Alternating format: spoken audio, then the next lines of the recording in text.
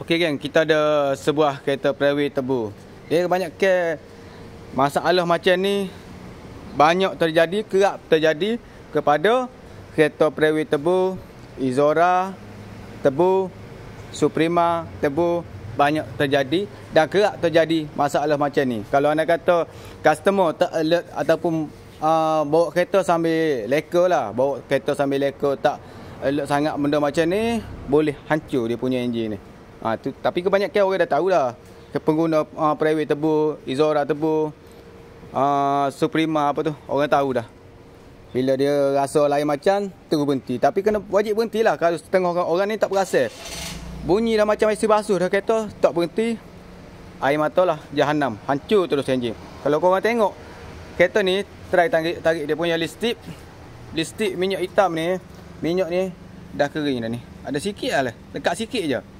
Punca dia daripada OCS. Kebanyakan terjadi lah. Kebanyakan terjadi pada Prairie pun. Tapi itulah kita kena perhati betul-betul. Kalau bila pecah pipe OCS ni, terus berhenti, matikan enjin, telefon towing, order towing, hantar dekat workshop.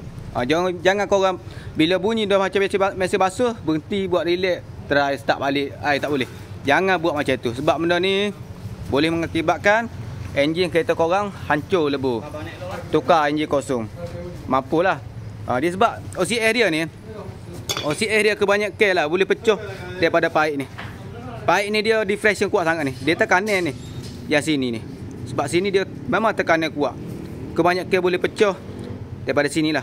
Sebab dia pipe dekat OCS dia ni, dia satu ni senang, selalu pecah lah. Memang selalu pecah. Tu kita kena perhati betul-betul. Tapi kebanyakan bila OCS ni bermasalah, orang tukar yang custom lah.